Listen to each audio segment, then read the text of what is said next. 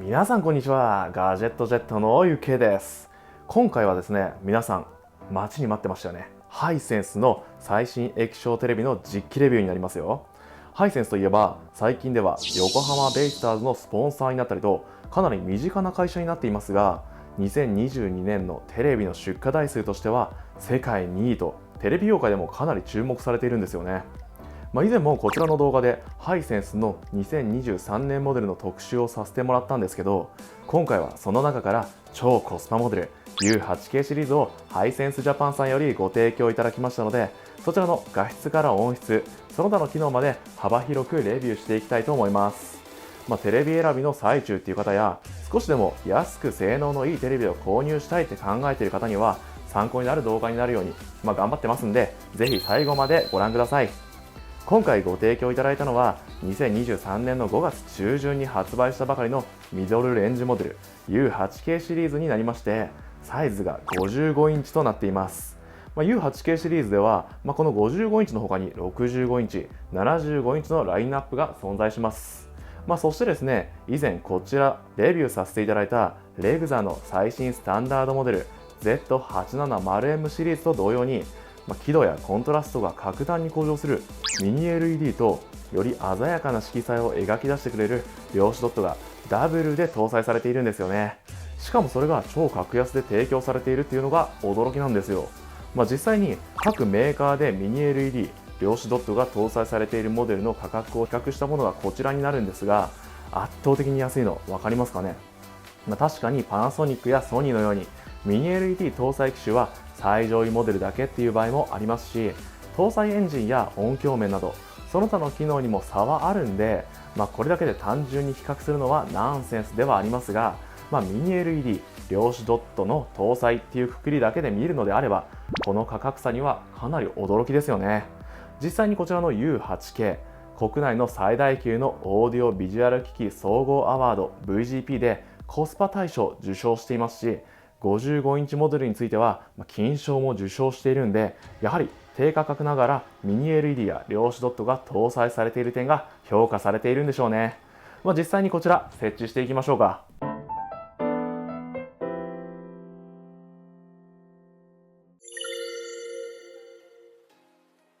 はい、それではですね、設置の方が完了しました。中にはですね、こちらのリモコン、そしてリモコンに付属の電池、電源コード、転倒防止用のバンド、取扱説明書、そして保証書、そしてメインのテレビ本体ですねが入っていました。端子類はですね、1個前の動画 Z870M とほぼ一緒なんですが、多少違うところがあるとすればタイムシフトマシン系列の端子類がないってところぐらいですかね。続いては U8K の外観見ていきましょうか。こちら真正面から見た状態なんですけど、ちょっと大げさかもしれないですけど、本当映像が浮いているみたいな感覚なんですよね。でこちらベゼルがかなり細くてですね、スピーカー自体も背面や底面に埋め込まれているんで、4辺全てがベゼルレスデザインになっているんです。またそれに加えてですね、スタンド部分もテレビと垂直になるように設計されていて、テレビを見るときも、目に映るスタンドの面積が最小限に抑えられているんです。なのでこういったテレビ台に乗せてもいい意味でテレビの存在感がなくせますよね。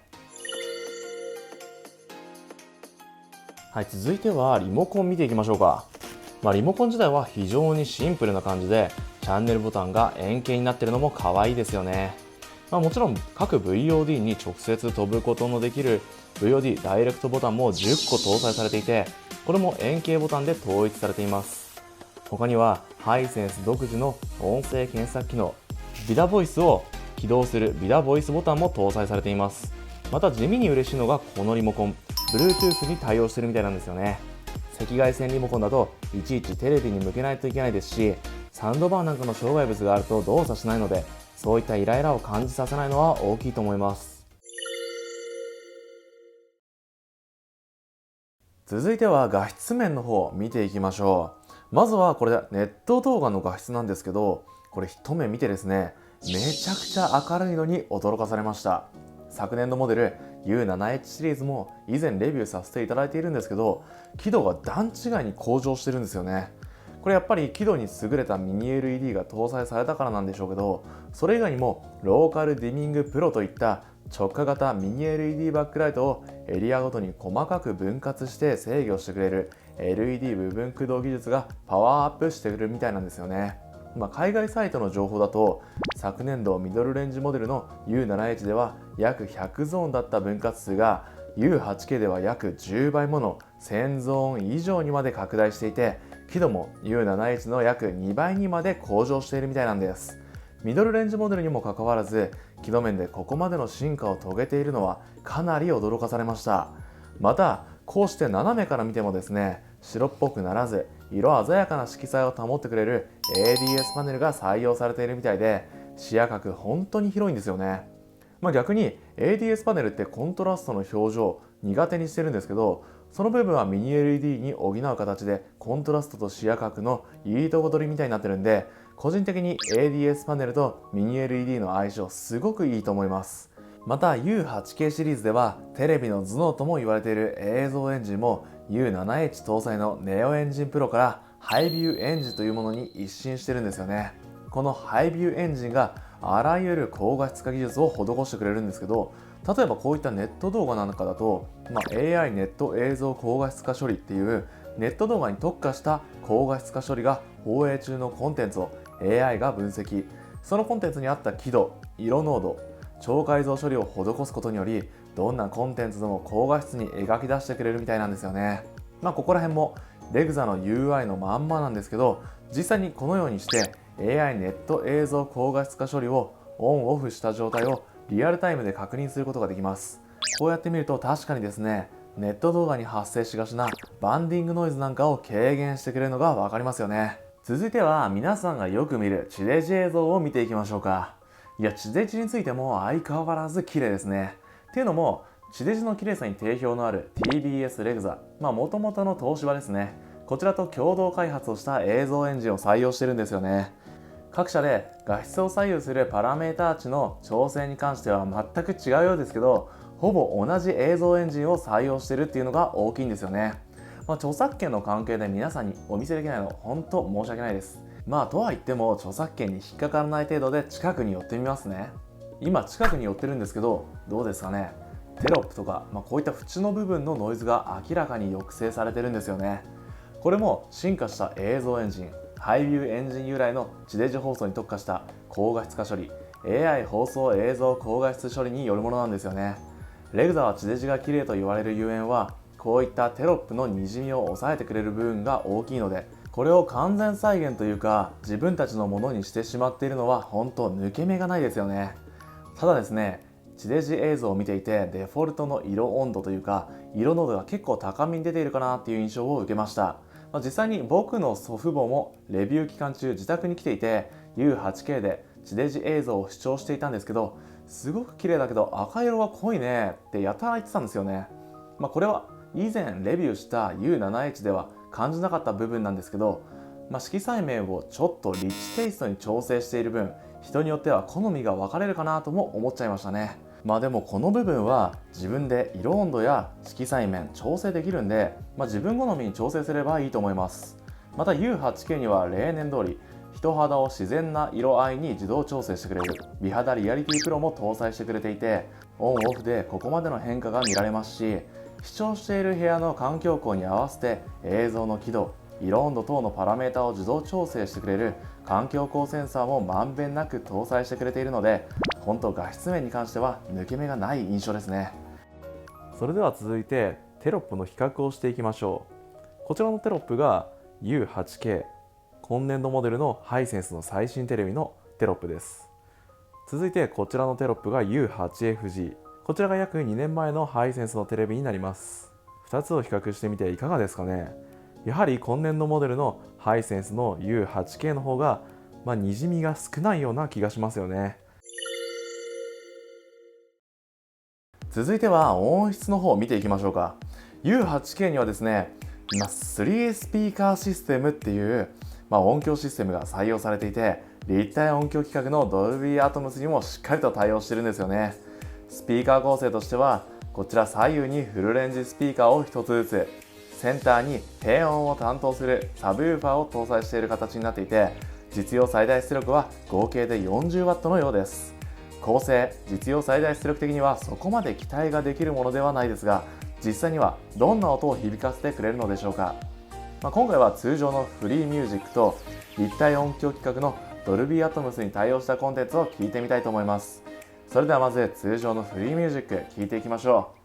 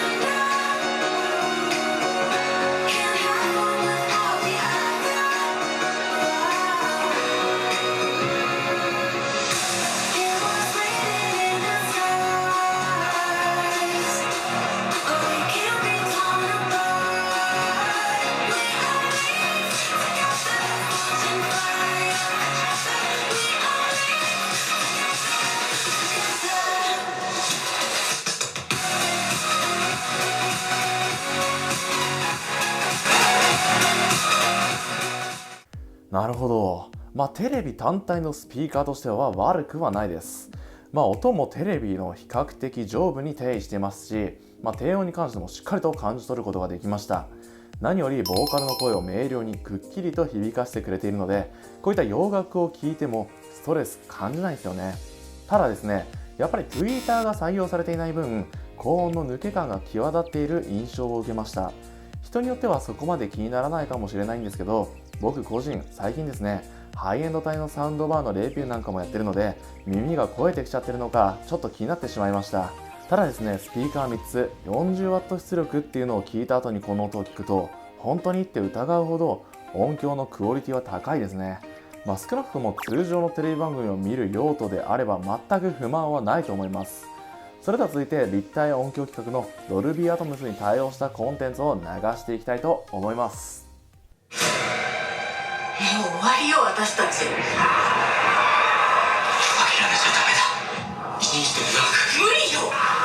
こから出ることもできないんだから。おはようございます。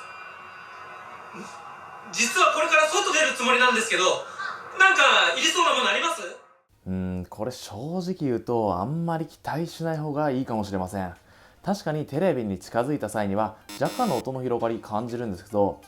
左右の音の広がりだけで上部から音が降り注ぐような感覚はほぼないです。これ以外にもいろんなドルビーアトムスコンテンツを視聴したんですけど、やっぱり左右の広がりにとどまってしまう印象でした。ただですね、完全な立体音響は感じられないんですけど、音は全然迫力あって演者さんの声もめちゃくちゃ聞き取りやすいので、映画を見る際にもエントリーモデル帯のサウンドバーに引けを取らないレベルではあると思います。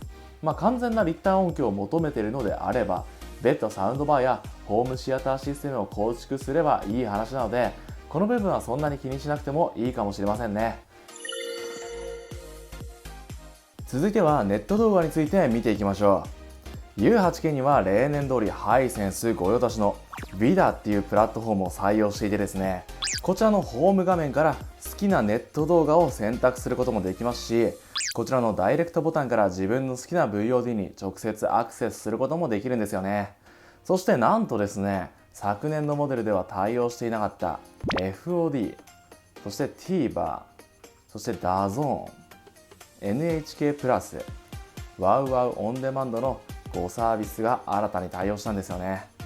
個人的には TVer に対応したのが非常に嬉しいんですけど、最近ではスポーツ観戦のためにDAZNに加入している人も多いみたいなんで、ここら辺新対応したのは好感が持てますよね。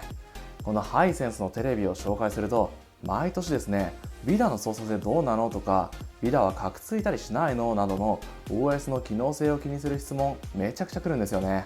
まず VIDA のホーム画面については特段カクつきなくスムーズに操作することができます。反応速度もこんな感じで、特にストレスない程度の速さだと思います。それでは実際に VOD の開く際の速度を計測してみたいと思います。まずは YouTube を起動してみましょう。お、早いですね。だいたい2秒ぐらいで起動しました。続いては Netflix を起動してみましょう。はい、Netflix も YouTube もそう大差ないぐらいの速さですね。約2秒ぐらいで起動してみました。続いては Amazon プライムビデオを起動してみましょう。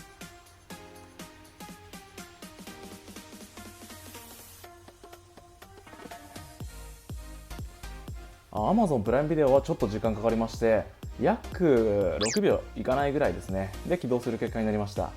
ちなみにですね、一昨年のモデルの U8FG でも同じような計測してみたんですけど、YouTube で4秒、Netflix で4秒、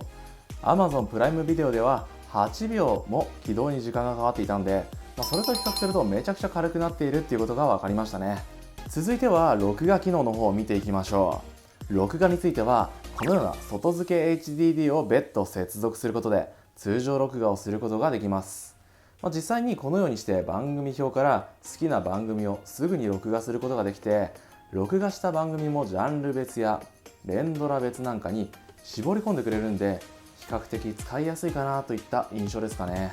さすがにレグザに搭載のタイムシフトマシンのような全録機能は搭載されていないんですけど、4K 放送以外全て2番組まで録画することができるんで、よほど録画をするような人でない限り別途レコーダーを購入する必要もなさそうですね。またこちら U8K には新たに AnyView Home Server というサーバー機能が搭載されていまして、この U8K で録画した番組が別の部屋に接続している他のテレビでも視聴できちゃうんですよね。似たような機能、パナソニックのビエラにも搭載されているんですけど、結構便利で評判もいいんですよね。このような新機能に対応しているのも個人的には評価高いです。その他にも iPhone 内の写真や動画を大画面のテレビにすぐに映し出すことができる AirPlay 2にも対応していたり、ゲームプレイに必須な HDMI2.1 にフル対応していたりと、その他の機能でも抜け目がないんですけど、特にゲーミング機能ですね。HDMI2.1 にフル対応しているのはもちろんなんですけど、表示ずれを起こしてしまうテアリングだったり、カクつきを起こしてしまうスタッタリングなんかを抑制してくれる AMD フリーシンクプレミアムにも対応してくれているんですよね。また実際にゲームをプレイしてみたいんですけど、ゲームの表示遅延を約 0.83ms に低減してくれるゲームモードプロっていうゲーミング機能が搭載されているせいか、めちゃくちゃヌルヌルでゲームプレイ時のストレスも全くありませんでしたね。なのでこういった家庭用のゲームをプレイするのにもかなり向いているんじゃないでしょうか。さて今回はこちらハイセンスの2023年のミドルレンジモデル U8K をハイセンスジャパンさんより特別にご提供いただきましたので、そちらの画質面から音質、そしてその他の機能まで幅広くレビューしていきました。昨年のミドルレンジモデル U7H についても以前レビューさせていただいてて、その時もかなりの好印象だったんですけど、今回はそれをまた上回っちゃいました。今までハイエンドモデル帯にしか搭載されてこなかったミニ LED と量子ドットを搭載しているっていうのはもちろんなんですけど、その販売価格がえぐいんですよね。冒頭でも各メーカーのミニ LED 搭載モデルの価格比較をさせてもらったんですけど、ここまで性能がいい液晶テレビを55インチであれば13万円台で購入できてしまうのは本当驚愕ですよね。ここ最近の傾向を見るとですね、個人的にはレグザかハイセンスの2択なんじゃないかなと思ってます。そういった点を踏まえて今回レビューさせてもらったハイセンスの U8K と以前こちらの動画でレビューさせてもらったレグザの Z870M を比較してみると、音質面、録画性能の面には多少の差があったかなと感じました。ただ逆に言うとその他の機能にはさほど大きな差を感じなかったんですよね。そういった点では画質にもこだわりたいし、録画機能も全録してくれるタイムシフトマシン搭載じゃないと嫌だ、別途サウンドバーなんかの音響システムを導入するつもりはないという方にはレグザの Z870M が、画質を最優先にして録画機能は最低限でいい、音響に関しても別途サウンドバーを接続するから気にしないという方にはハイセンスの U8K がぴったりなんじゃないかなと思いました。今後もですね、こういったテレビのレビューだったりその他の家電やガジェットの最新情報をじゃんじゃん投稿していきたいと思いますので、ぜひ今のうちにチャンネル登録していただければと思います。また今回の動画が分かりやすい、ためになったと感じた方は高評価を忘れずに押してもらえると嬉しいです。それではまた次の動画でお会いしましょう。ガジェットジェットの UK でした。